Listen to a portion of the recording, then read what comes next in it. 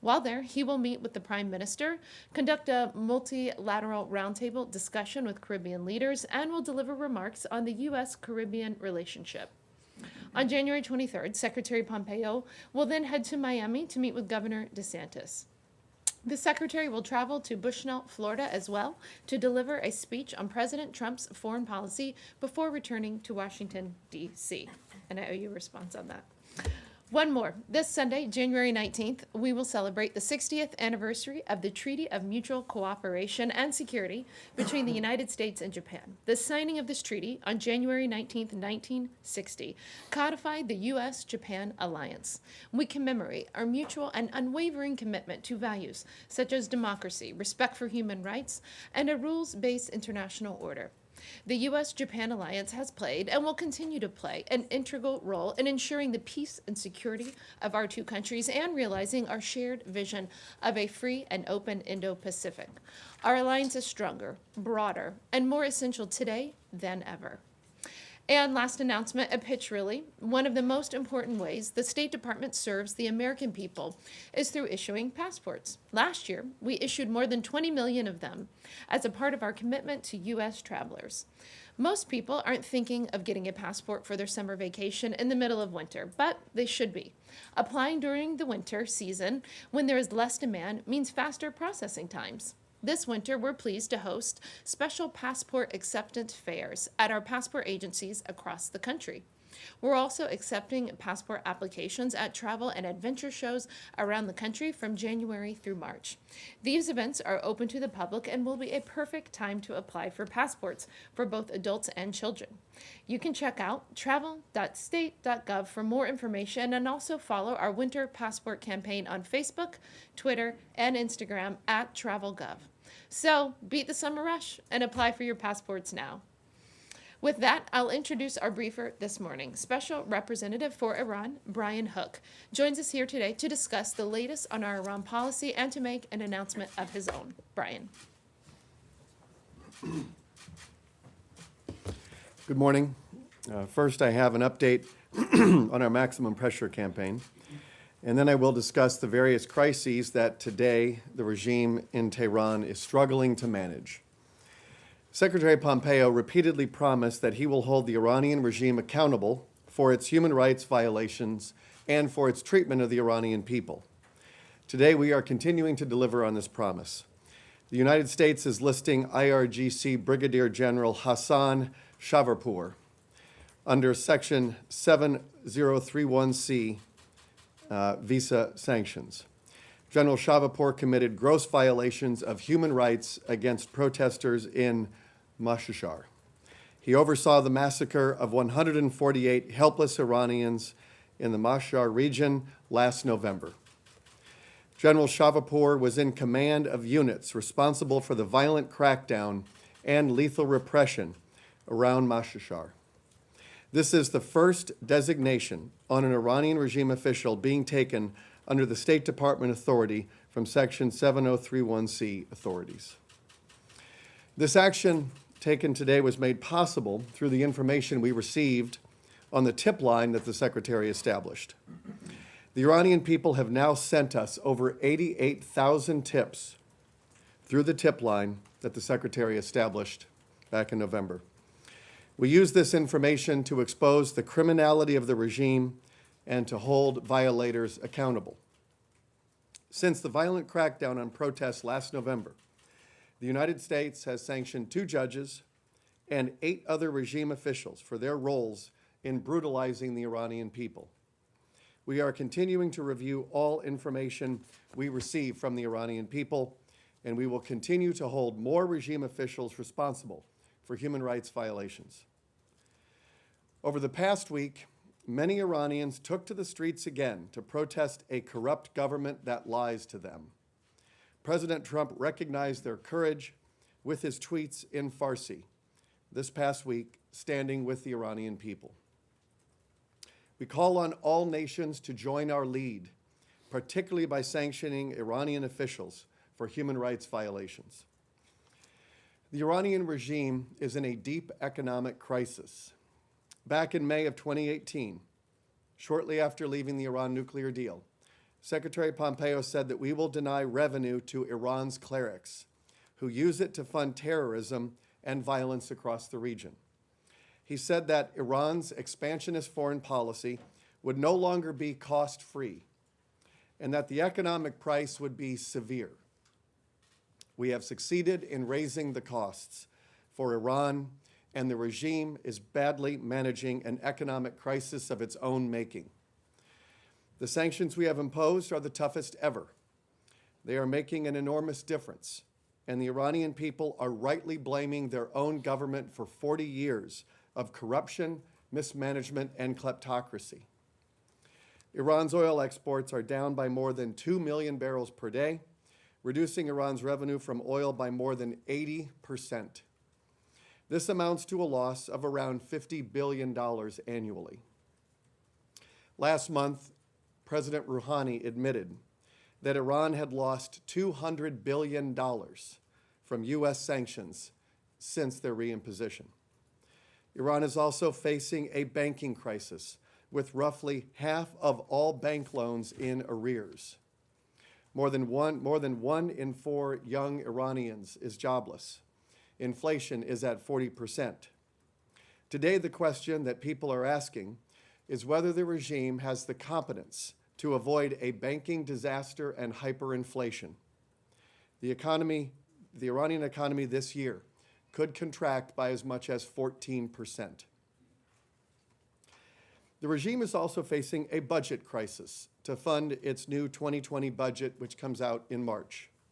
Due to the staggering loss of oil revenue, it is nearly impossible for the regime to put forward a credible budget. After initially assuming oil exports would average 1.5 million barrels of oil per day in FY19, the regime later revised the figure down to 300,000 barrels. Today, Iran's supreme leader, in remarks, said that the country's reliance on oil should stop. It is therefore surprising that the draft budget released just this month for 2020 assumes oil exports will average around 1 million barrels per day. This number is pure fantasy, and the regime knows it. We should expect to see an enormous budget deficit this year. The regime is also facing a domestic crisis with some of the worst protests in its 40-year history. The public were livid that the IRGC lied to them for 3 days about shooting down a passenger jet, which killed 176 people. 4 Iranian state television anchors and actors resigned over the last week. One state TV newscaster wrote to her followers, "Forgive me for the 13 years I told you lies."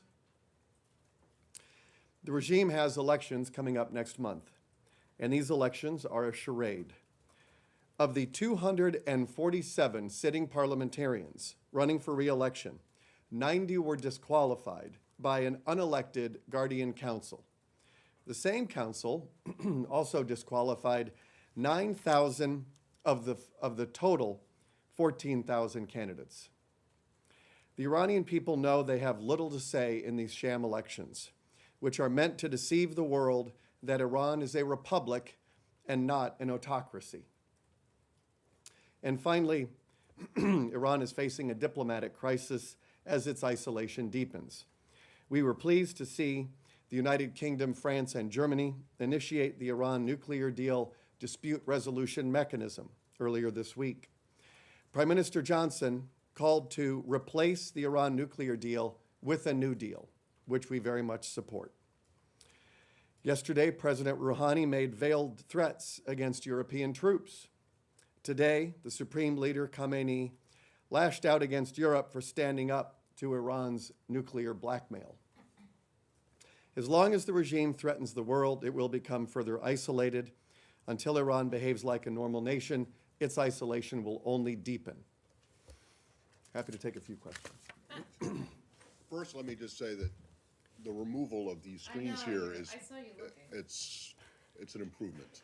Oh, it's an improvement. Yes. I thought you didn't like my prompters back No, I don't, no, it was just they got in the way.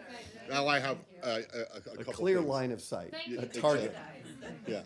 One, on the designation. Yeah. Can you be more specific about what the tip information was? Was it like video showing this guy directing the massacre, or what form was it? Was Well, it just- one, and how did you corroborate it? We received the videos of the massacre in that town. Yeah. And we also, so what we do is we take information which comes in the form of photos and videos and text, and then we corroborate it against our own intelligence that we have until we have sufficient evidence to make the decision. Okay, but you can't be more specific about what did the pictures or videos show? Did it Well, the show this videos guy have shown- directing? Well, I'm not going to get into the specifics of it, but we do have video, which I think the public has seen, of these trucks that have gun mounts, and they were mowing down Iranians. And at that massacre alone killed well over 100 people. Secondly, there is a report that you guys threatened the E3 with auto tariffs if they didn't invoke the dispute mechanism resolution. There seems to be some confusion about this.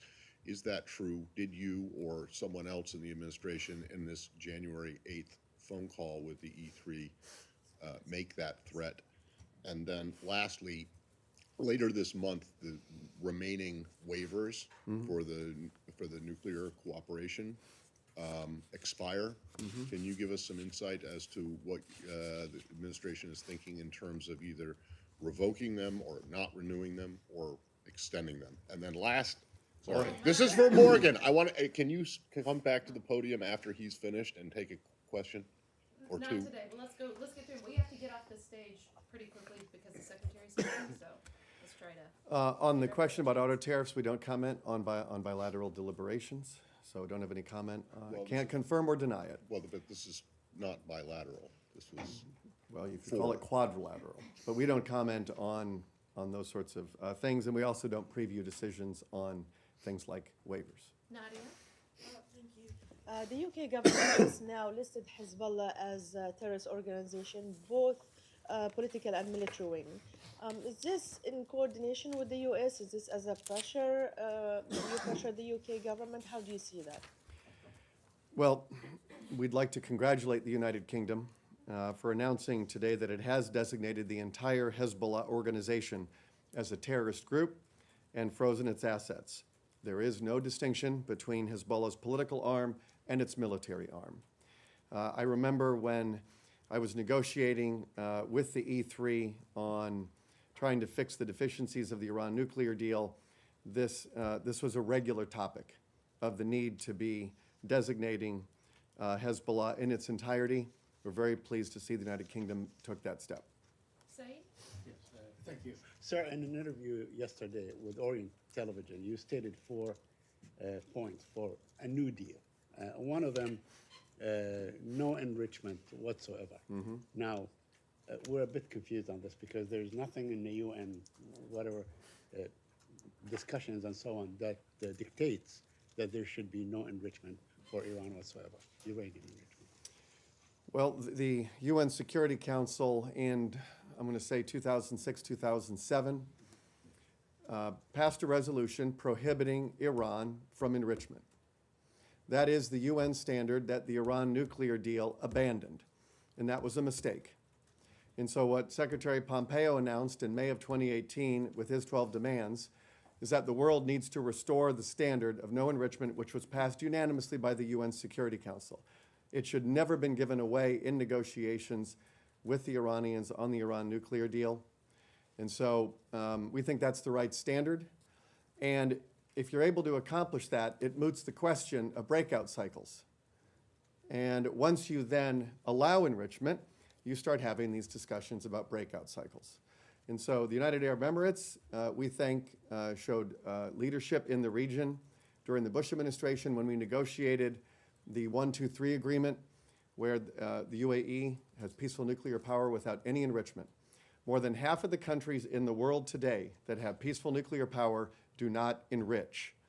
And so the Iranian regime knows that it does not need enrichment if it wants peaceful nuclear power. We need to restore the standard. Humaira? How many today said IRGC could easily take the fight beyond Iran's borders, and obviously we've seen a lot of attacks in the region.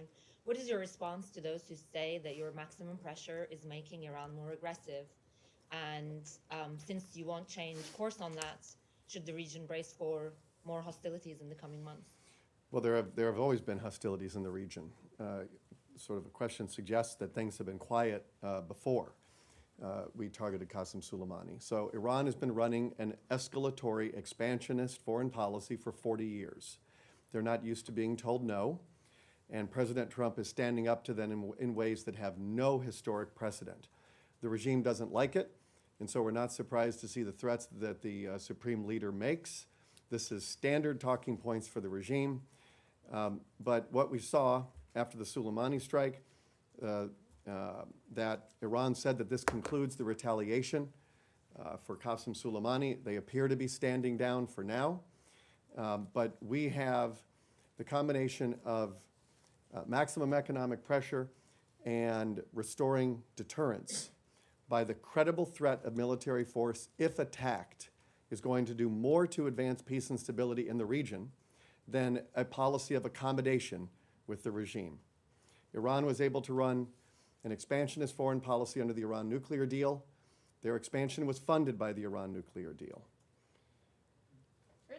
Brian, speaking of quadrilateral relationships, the E3 did announce that they are triggering the dispute mechanism, but they were also fairly clear that they are not joining maximum pressure, and they are clear that they want to save this deal.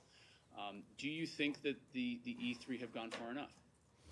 Well, the E3 will make a decision in their own sovereign capacity, but there isn't much left for the deal. There isn't much left to preserve.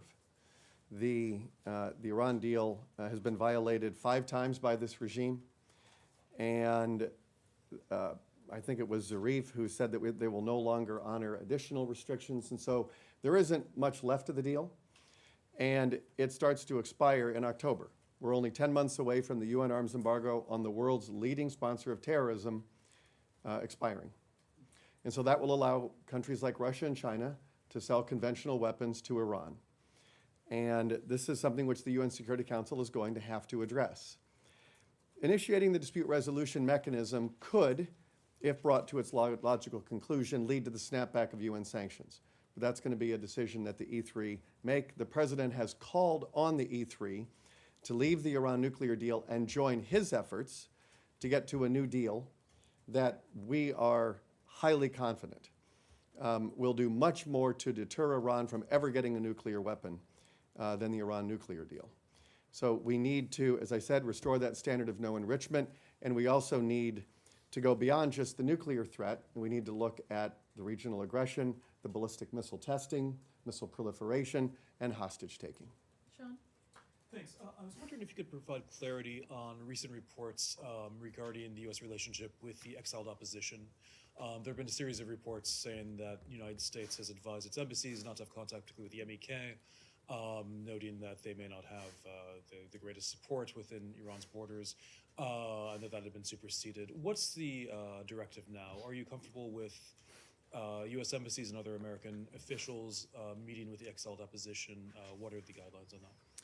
So our position, our strategy for almost 3 years now has been to stand with the Iranian people.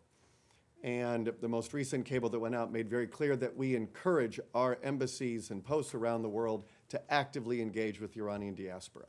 Just last week, I was in Los Angeles, which is home to the world's largest Iranian diaspora, met with many of them, gave a few speeches. Secretary Pompeo has met with the Iranian diaspora around the world. So it's very important to meet with them, to hear their concerns, and to share with them our strategy, our foreign policy, which has been very successful at weakening the regime and weakening its proxies and restoring deterrence. And so that work will continue. We've been doing it for 3 years. We don't play favorites among groups. We don't, as I've said, you've heard me say before, the future of Iran will be decided by the Iranian people. It will not be decided by the United States government. There are a range of groups out there. They are very passionate about the future of Iran. So the Iranian people will decide its future. Nike? Yes, thank you. Brian, do you have anything on the female defector, the only Iranian female Olympic medalist? Is the U.S. in touch with her, and would the United States welcome her if she's seeking asylum here? I don't know if she is seeking asylum, so I can't speak to that. Morgan did put out a statement at the time when she defected, a tweet she put out. Here's what I'll observe. So much of the strength and the energy in the anti-regime protests are being led by Iranian women. And she is another example of a woman showing great bravery and courage, defecting from the regime. She represents so many of the Iranian women who are forced to wear the hijab, whose basic rights are not respected. And so it's not a surprise that she left. I'm sure many more Iranian women would like to leave the oppression that this regime presents to them. But take a look at what Morgan tweeted. It was very good. Kylie. I just want to ask about the briefing that was scheduled earlier this week for congressional committees on Iran that was then abruptly canceled. Can you give us a reason for the cancellation and if it'll be rescheduled? That's a question for our Legislative Affairs Office. I believe it was just simply a scheduling conflict. There's nothing more to it than that. But Leg Affairs would have the best Can I have answer one for more you. question? Yeah. Just with regard to the U.S. and Iran and any direct communication. So earlier this week, Secretary Pompeo said it was not true that there's no communication between the U.S. and Iran. And we heard Secretary Esper say that the ball is in Iran's court with regard to the way forward. So has the U.S. used these channels of communication in recent weeks to say to Iran, we want direct communication between the U.S. and Iranians, or is the ball in their court to prompt that conversation? Yeah, I've heard these rumors from a few people. There is no back channel. There is no sort of, the message that you described, I'm not aware of that. And so we... Sorry, which message are you not aware of? The one that you talked about. I'm just saying that isn't true. I've heard the rumors. They're not true. Secretary Esper is correct. The ball is in Iran's court. President Trump has been making clear for almost 3 years, and so has Secretary Pompeo, about we would like to have our diplomacy met with diplomacy and not with kinetic action. And that's really a question for the Iranian regime. They continually reject diplomatic off-ramps. And as a consequence, they're now facing a series of domestic crises that I laid out earlier. Okay, we're going to do last question, FT. Thank you. You mentioned the people in Iran are blaming the government for the problems that they're facing. Do you think that pressure will keep up, and what will be the impact on Tehran? And one extra one, if I may. Does the US have an assessment on what Iran's nuclear breakout time is? Is it under a year? And can you give us a little bit of precision about exactly how long you think it is? On the first one, we have seen protests against the Iranian regime in Iran, Iraq, and Lebanon. And the peoples of these three countries are all protesting the same model of corruption and sectarian violence. And we fully expect these protests to continue because the Iranian regime is facing a crisis of legitimacy and credibility. We expect that to deepen in 2020, not just in Iran, but in other states.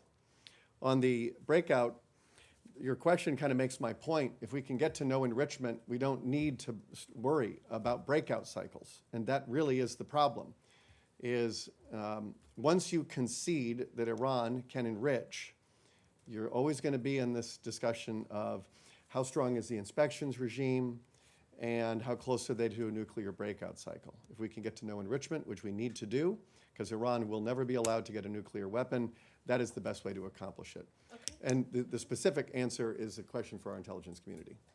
Thanks. Okay, thanks. See you guys soon. Morgan, wait. I gotta go. I'll be back. Even just this is not what you think it is. I- It'll be off camera. He's about to go on stage. It's fine. Hurry.